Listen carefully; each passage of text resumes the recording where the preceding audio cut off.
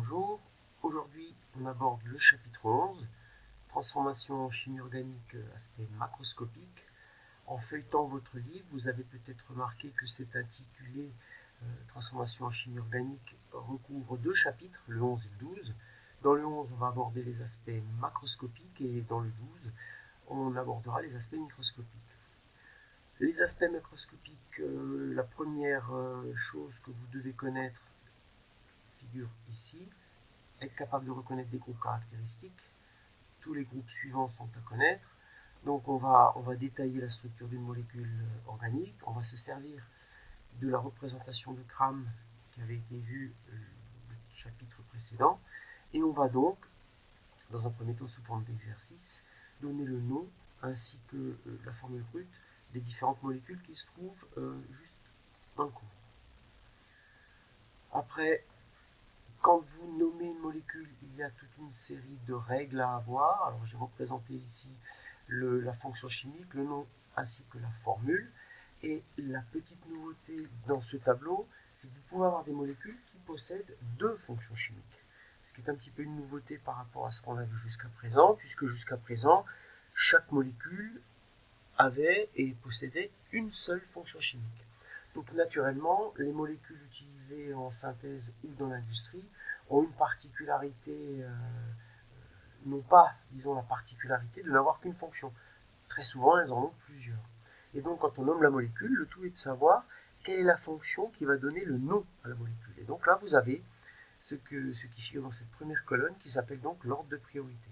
Ce qui veut donc dire qu'une molécule qui possède une fonction cétone et une fonction acide carboxylique, comme c'est le cas ici, celle-ci sera nommée comme la fonction qui a la priorité la plus petite, c'est-à-dire la première priorité c'est l'acide carboxylique, l'acétone c'est la priorité numéro 7, donc une molécule qui possède ces deux fonctions-là sera donc nommée comme un acide carboxylique.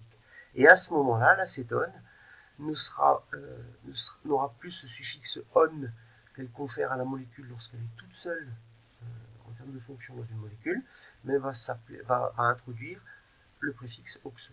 Donc tout ça, on aura l'occasion de le voir dans les petits exercices qui se trouvent là.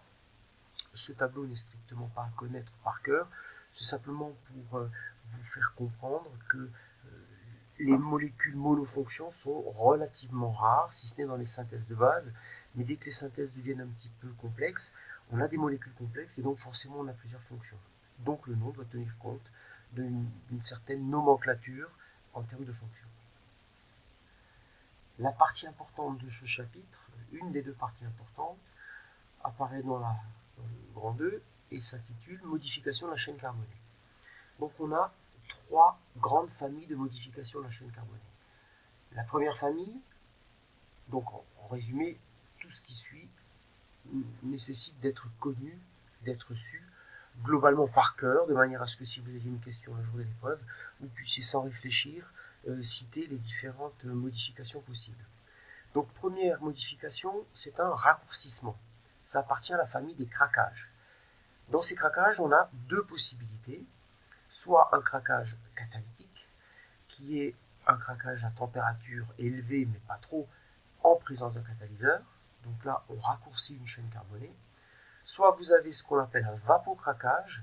Donc là, la température de chauffe est plus importante et il n'y a pas de présence de catalyseur, si ce n'est de la vapeur d'eau, et on favorise la formation d'alcène.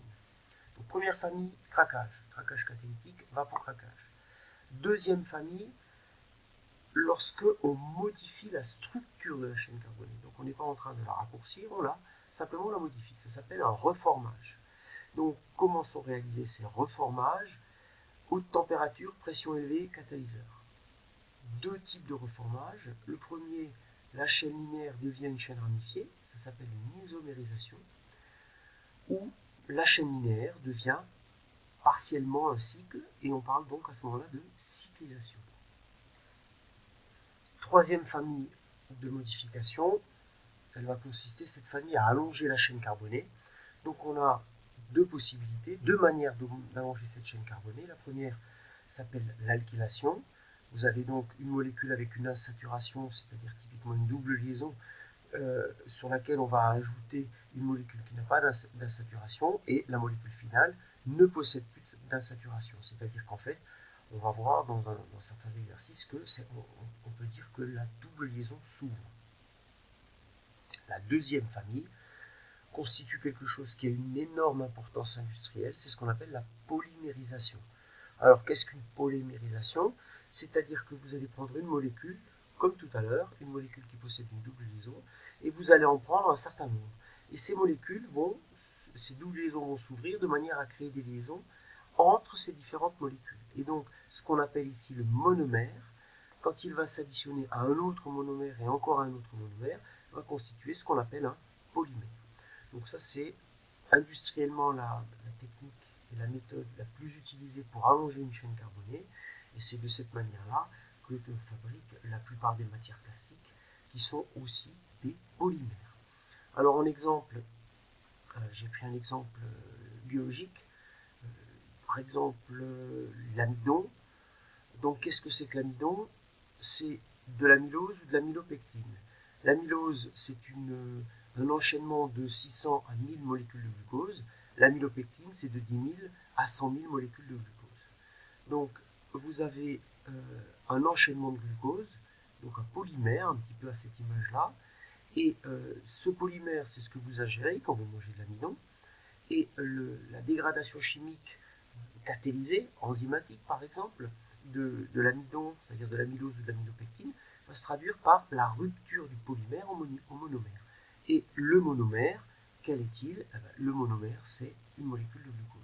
Et donc ce monomère sera métabolisé, consommé et donnera à votre organisme l'énergie dont il a besoin.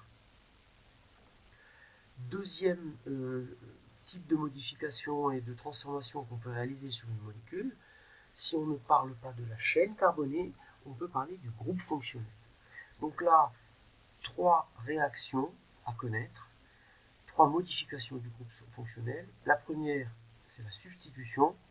On remplace un atome par un autre. Vous avez sa définition ici. Donc les définitions sont à connaître.